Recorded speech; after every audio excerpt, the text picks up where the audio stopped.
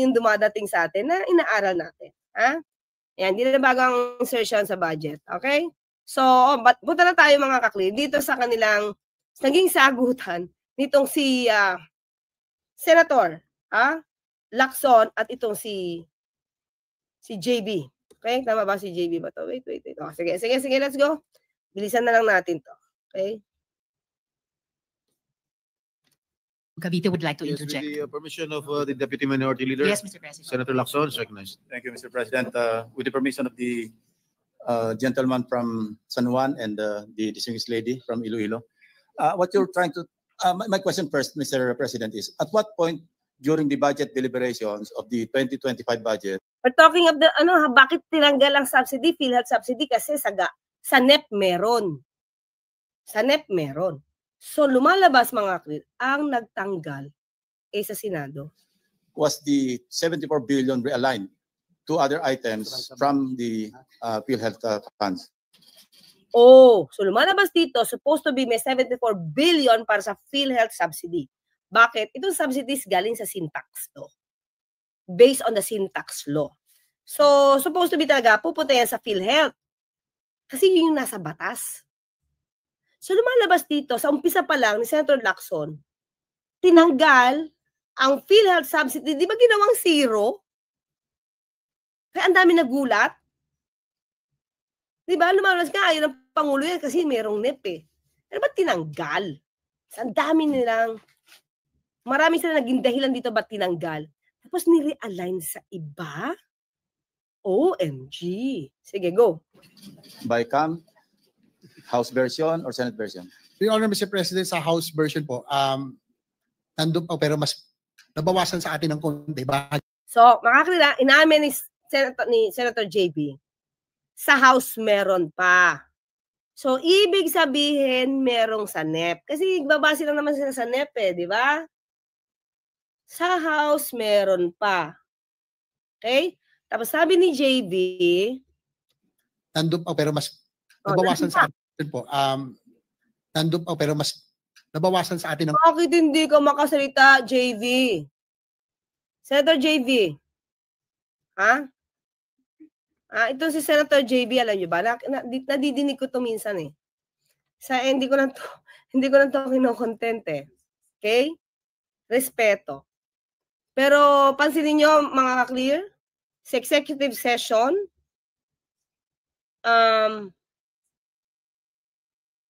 di ko alam kung may galit ito sa akin. Ito na sa akin mga ka-clear.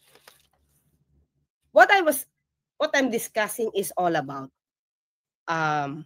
based on facts, diba? It's everything is based on facts. Kumbaga, pag sinabi kong fake news yan, actually may mga resibo tayo. Pero si Senator JB, paano yung tira niya? Ha? Hindi ko alam. Hindi ko alam kung bakit parang ayaw niya akong magdepensa sa palasyo at depensahan ko yung Pangulo against fake news. Bakit kaya? Alam mo, ito mga kakristo, sa totoo lang yung iba na alam nila na ginagawa ako lang ipagtanggol ang palasyo at ang Pangulo at ang gobyerno. Administrasyon in particular. Di naman sila hindi sila ganun ka-negatibo kasi meron ako nilalabas ng mga resibo. Pero this Senator JV, isipin niyo lang bakit niya ako pinipitik. Ba't niya ako pinipitik? Okay lang naman tawagin niya akong Auntie-Claire. Diba? So, okay lang yun sa akin. Hindi tayo I don't care. Diba? Walang problema sa akin yan. Pero isipin nyo, mga ka-clear, bakit siya nakikisawsaw sa mga salitang Auntie-Claire?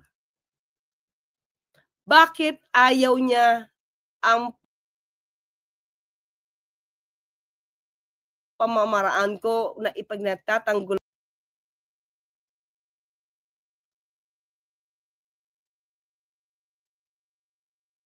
ko ang Pangulo? So, Anong ibig sabihin yan? Alam na this. Diba? So, hindi siya pwedeng magtago sa tunay niyang kulay. Ha? Bakit nga ba? So, sino ba ang inaangat ni Senator JV? Di ba? Ano dito si DJ Byron? Di ba? Lahat halos ng ayaw ng pamamaraan ko kung paano ko ipagtanggol ang Pangulo at ang administrasyon at labanan natin ang fake news, galit. Ayaw nila ng paano ako magdepensa. So, alam na this kung bakit siya ganyan. Diba? Ngayon ko lang yan sinabi kasi nahahalata ko siya. Dahil never ko naman siyang kinontent para siya magalit sa akin. Pero now, kukontent natin siya kasi nasa inyo siya. Okay? So, bakit ka na may milipit magsalita, Senator JV? Anong alam mo dyan? Ba't hindi mo kayang ipagtanggol yan? Di ba? Tingnan mo, paano siya magsalita? Alamin natin. Pero mas nabawasan sa atin ng konti, bahagi. Nabawasan ng konti? Totoo? Nabawasan ng konti? So, alam niya, di ba? Alam mo. Yeah. Pero So, doon po sa BICAM talagang nawala mas na. malaki. How much? Oo. Okay. Tandaan natin sa House meron. Sa Senado, binawasan. Sa BICAM, nawala na. Anong ginawa nyo sa National Expenditure Program? No? Ng Pangulo. Diba?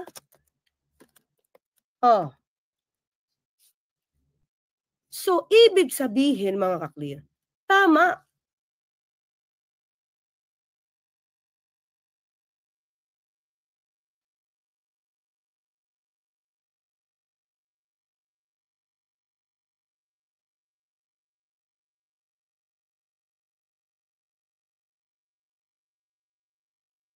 Yung sinabi ni Senator Cheese.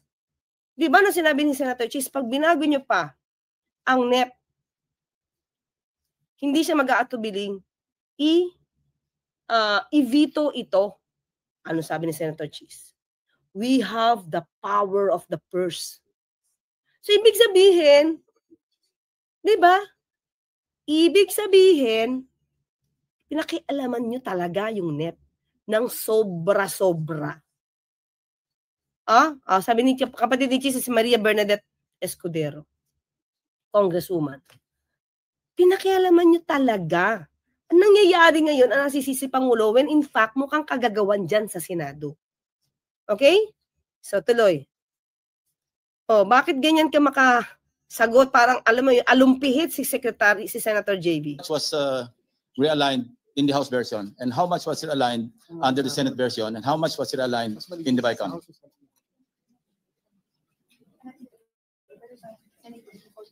Ano na, Senator JV? Hello? From what I remember, Your Honor, Mr. President, doon sa Senate version, nasa 43 billion pa, no? Ang na-realign. Ang natira. Ang natira. Out Out of the 74 billion. Yes, Your Honor, Mr. President. Tapos nung BICAM, doon nga lang po na nawala na talaga. Okay. Siniro talaga nila yung PhilHealth subsidy. Sila yung nakialam, mga sila. Sa BICAM.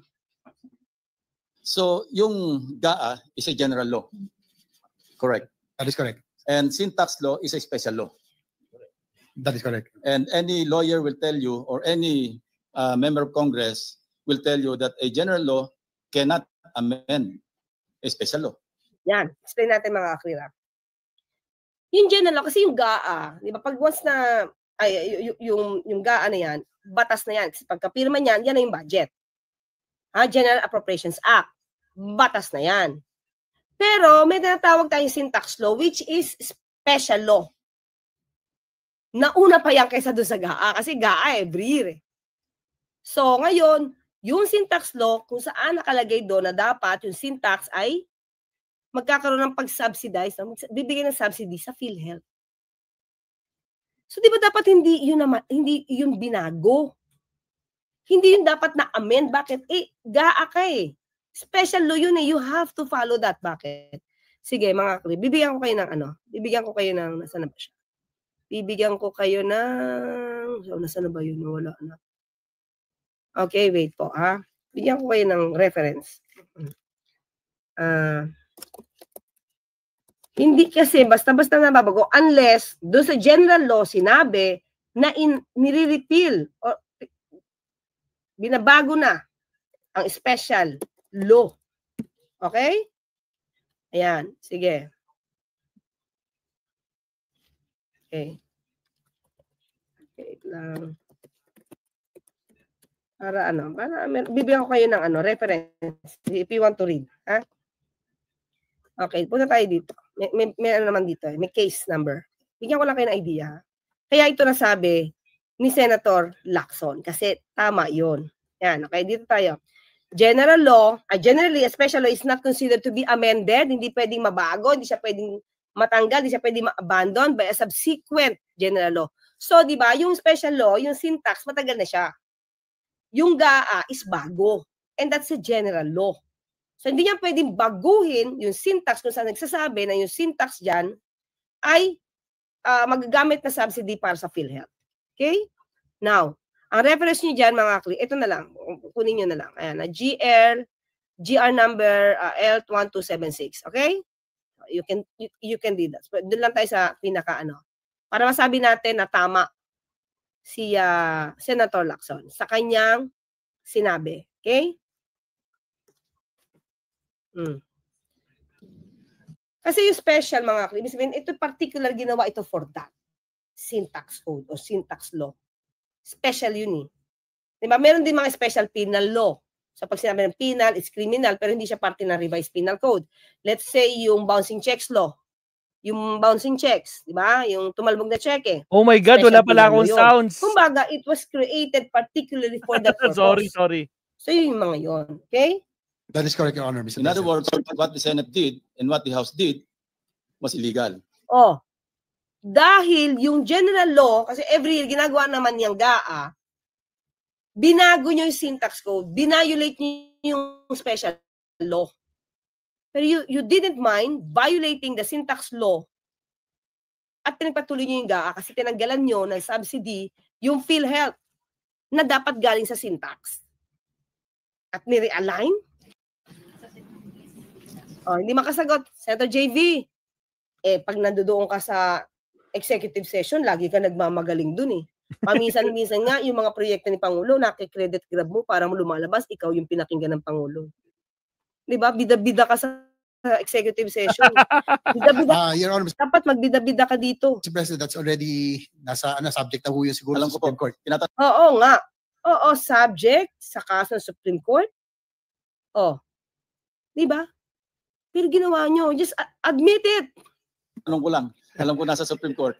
And we're just discussing, dapat alam natin, hindi natin pinayagan, kasi alam nating the GAA, being a general law, cannot amend a special law, which is the syntax law. That is correct, Your Honor, Mr. Kasi President. naka-earmark yan. Alam mo pala eh.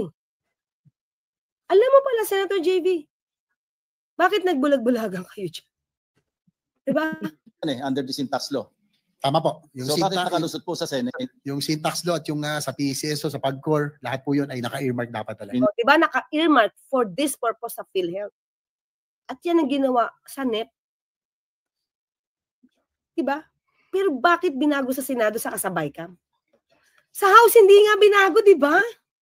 Yan, tanong ko po, paano nakalusot ito sa House? May mga abogado ron. Sa Senate, may mga abogado. Paano po nakalusot na effectively inamend ng GAA yung special law?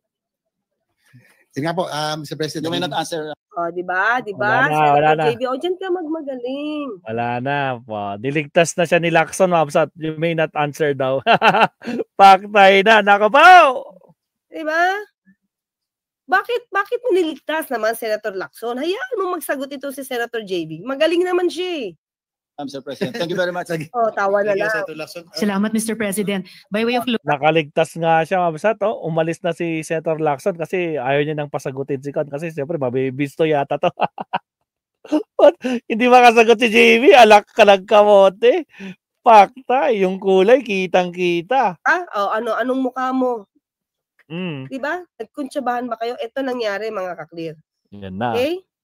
So, ginastify nila to.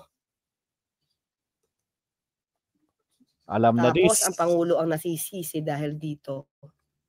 Oh, sige. Yan Senator Escudero to Sige, go. Escudero says the PhilHealth 74 billion peso subsidy for 2025 was scrapped due to what he describes as a failure. In a phone Diba?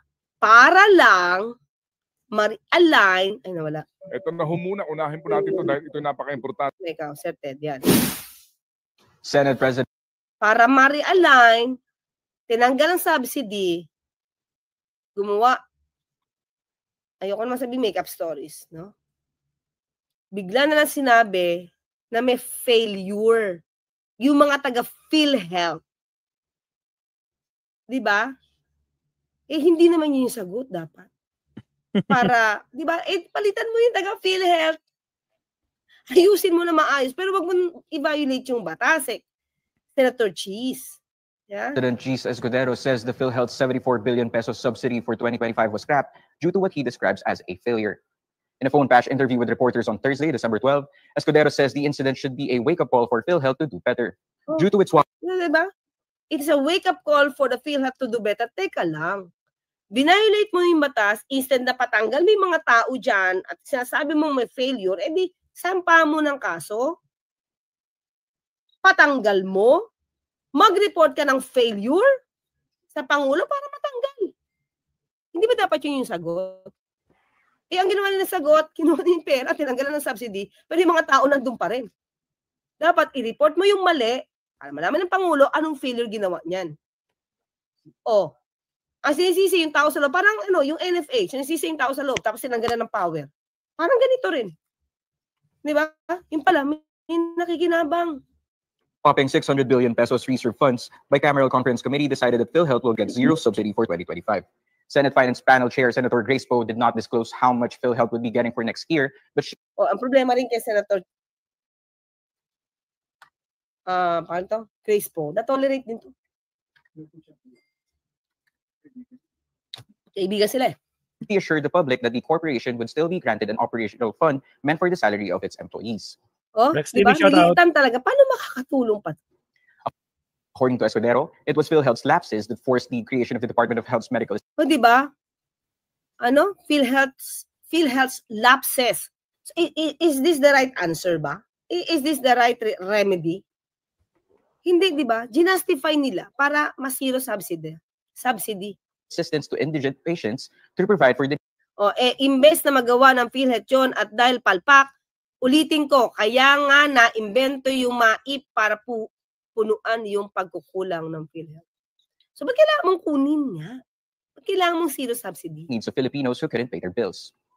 For Escudero, having a reserve of 600 billion pesos means PhilHealth was not performing its job of providing health benefits to Filipinos.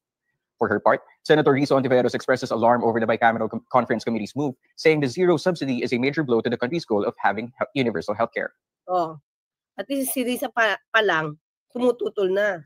Senator Bongo likewise denounces the decision, saying he wants to make sure health programs are adequately funded. Hindi ka ba nakinabang dun sa insertion? Senator Bongo? Diba? Teka lang, meron pa ba dito sa Senator Risa? Wait lang meron pa.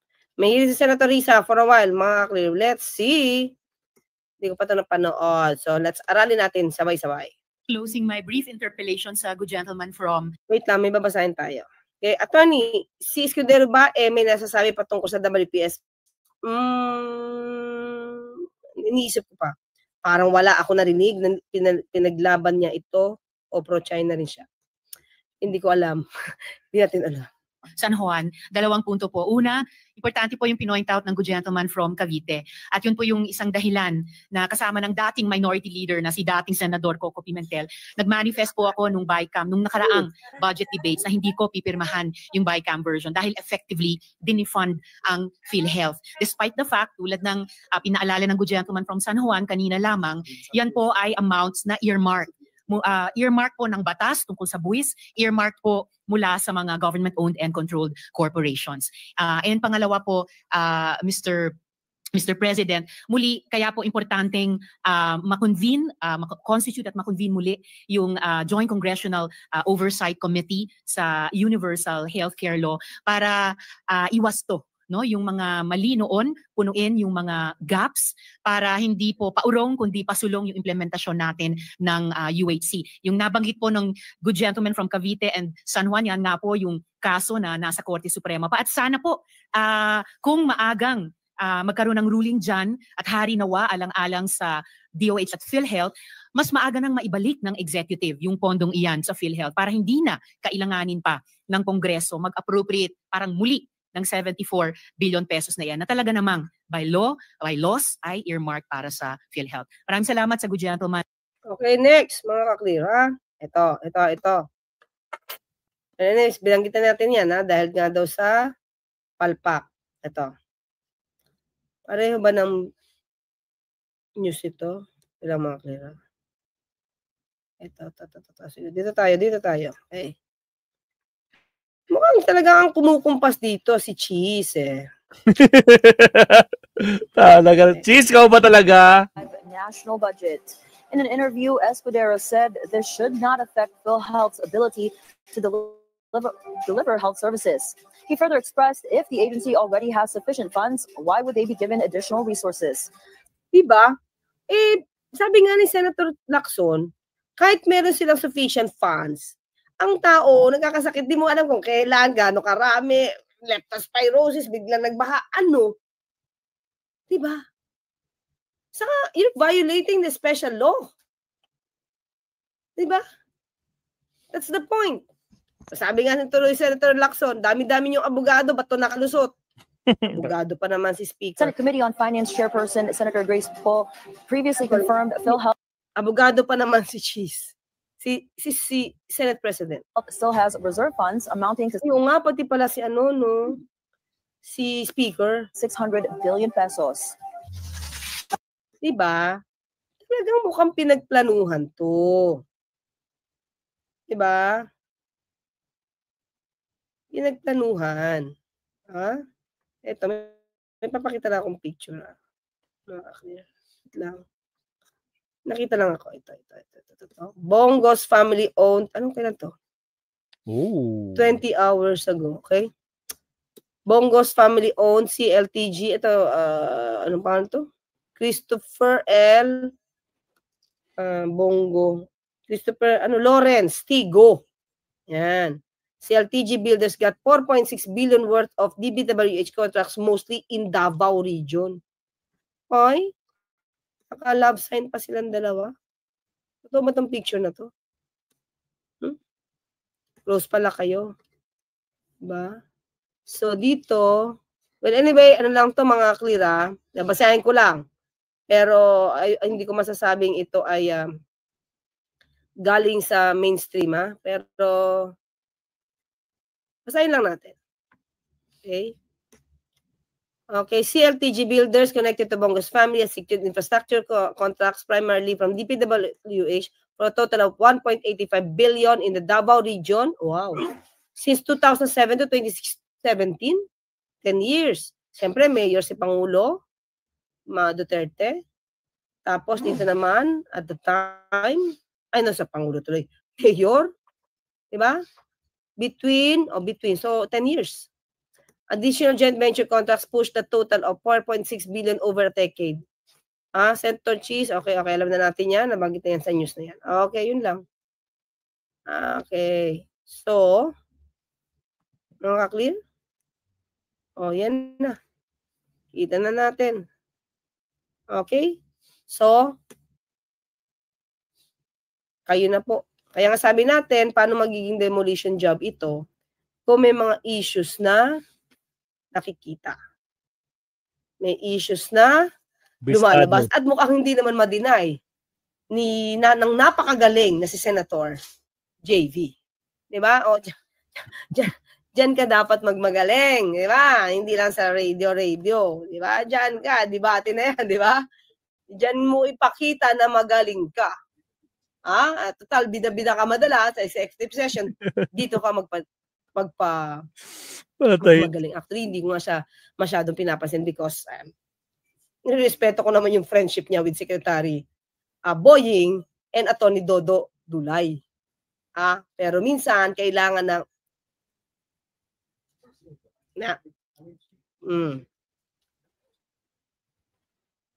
dapat pitikin na minsan-minsan Secretary JV at saka si Ed Javier. Okay? Maraming salamat kay Rudy Ilas, Nelson Cupina, sir. Okay, si Nadet Lead Cub. Greetings and continued support to your channel as one of the defenders of truth and justice. Salamat po. St. John's, Newfoundland and Labrador, Canada. Thank you po. Okay, and Maria. Adventure. Alam na this. Yes, alam na this. Bakit nga ba? Ayaw niya sa akin. Okay. Alam ko na this. At pareho ko ba yan? Limited Liability Corporation? Well, depende. Limited liability. Parang in a way, gano'n. Pero iba kasi yung ano eh. May limited liability, may universal. Diba? So universal, parang lahat inaako. Pero, but in general, sabi ko nga, in general siya, yun yung nananatiling prinsipyo. Diba?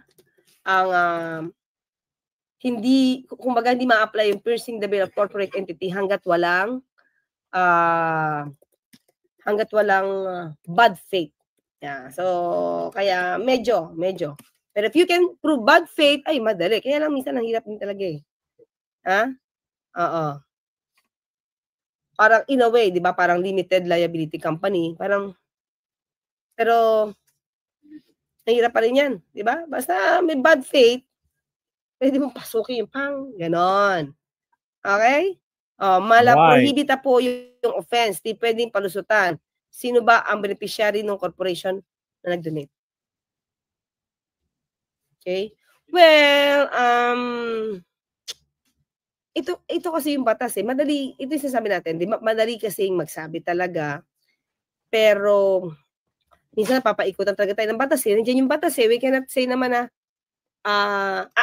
are we talking about the syntax o yung sa pag-donate?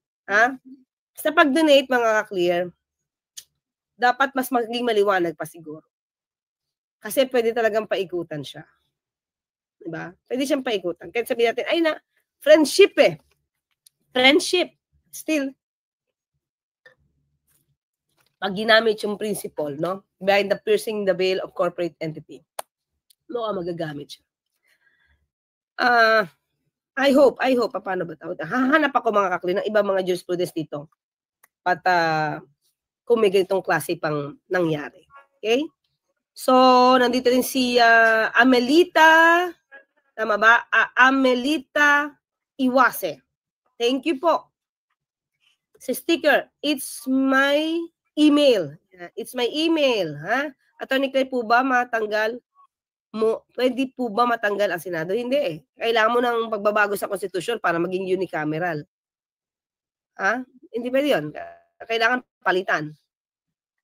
Kailangan palitan yung provisions ng konstitusyon. Parang forthwith na naman yan. Hindi malinaw kay Cheese ang meaning. Oy, pero forthwith, nag-deny siya. Denial forthwith. Ginawa ni Senator Cheese kahapon. Kasuhan na yan si Cheese forthwith. Ikaw talaga, Mr. Pixel Lucian. Okay, Randy Rubiales. Maraming salamat din po. Attorney, buti nakabol po ako sa live ninyo. Thank you po, Sir Randy Rubiales. Thank you sa sticker. So, mga ka-clear, so meron pa po tayo. Meron pa po tayo isa. Ano bang topic natin? Yun. Yung word war. Senator Cheese at saka ni Senator Tito. Oo, nagkataon kasi bakit ba si Senator Cheese ngayon yung mabenta? Parang tatlo yata sunod-sunod ako para si Senator Cheese. Dami kasing issue eh. But again, mga kaklira, hindi tayo nang husga. Please. Nag-a-analyze lang tayo, inaaralan natin anong sitwasyon, bakit ganon. This is just, what we have here is an opinion, trying to analyze things, pero wala tayong paghuhusga. Okay? Wala tayong paghusga. Hindi tayo pwedeng ganon. Hindi tayo pwedeng magmagaling. Diba? Nagmamagaling na para mali kayo. Hindi tayo ganyan. Hindi tayo ganon, Hindi tayo ganon. Hindi tayo ganyan. Basta tayo, let's try to learn. Natututo ako sa inyo, natututo kayo rin sa akin. May vlog, shout So, out. yun yun. Wala dito. Lahat tayo ay dapat mag-aral. Walang nagmamagaling dito sa channel na to. So, see you naman mga klip. Pag-aralan natin, bakit nagkakapikunan na ngayon si Senator Cheese at si Senator Tito at lumalabas, mga ka-clear, kaya may demolition job para siya matanggal sa pagka-Senate President at mukhang gusto ni Senator Tito na siya. So, let us see. Let us see. Teka lang, may humabol yata. Okay, so see you naman mga ka-clear, ha? Salamat, See you attorney. while. Thank you, attorney. Bye. Bye-bye, attorney. Thank you. Na-topic na natin to, guys. Si Kwan, no? Si Cheese at saka si Kwan. Itong topic ni attorney. Pero mas maganda, siyempre, pag ina-explain ng isang attorney, mas na-explain nila. So, ano pa yung kanya, ang title niya dito is, nag-uubusan na ba ng ebidensya? Ayan. Tragis. Nako, Cheese! Bentang-benta ka ngayon, ha? So, ayan, Absat, okay na tayo. It's 11 o'clock na. Bukas, natin. Mga main topics natin bukas, Mabsat, sinasabi ko na nga keso yan para kunwari palabasin na masama si Tito Sen. Ayun lang. So, pero anyway, Mabsat, no, again, thank you very much po sa mga nandyan. Siyempre, kanina pa. So, shoutout sa 80 plus na naiwan po. Maraming salamat po. Thank you very much. At siyempre, sa mga hindi po nagla-like dyan, like and subscribe po tayo, Mabsat. So, I hope nag-enjoy tayo sa ating mga subtopics. Lalo na yung yung mga nauna natin, di ba? Na sino na yun, yung una natin. Yung Senado, di ba? Nangamoy marijuana. Anak ng kamuting Senado yan. Putragis. Sinong senador yun? Paktay tayo dyan. So again, maraming salamat, Masat. Kita-kita lang tayo bukas. It's already 11 p.m. Kasi may gagawin pa si Maestro, no? Bilang yung final grade kasi nahabol ko ngayon. Hanggang Sabado naman, although kaya ko siyang pag in-overnight ko ngayon, tapos ko na lahat yun. So, tutukan ko na siya. Right? Salamat, Mabsat. Hanggang sa muli, kita-kits tayo hanggang sa next live stream. Maraming salamat po sa ating mga moderators at lahat. Thank you very much. Good night, Mabsat. Hanggang sa muli. Pwede kayo manood kay Attorney Claire, guys. Punta kayo kay Attorney Claire. Ako, makikinig ako kay Attorney Claire kung paano niya i-explain yun. Although na topic na natin kanina yun Kanina, kaya okay na ako. Papakinggan ko lang yung version ni Attorney Claire. Salamat, Mabsat. Hanggang sa muli, kita-kits tayo hanggang sa next live stream. Paalam, Mabsat.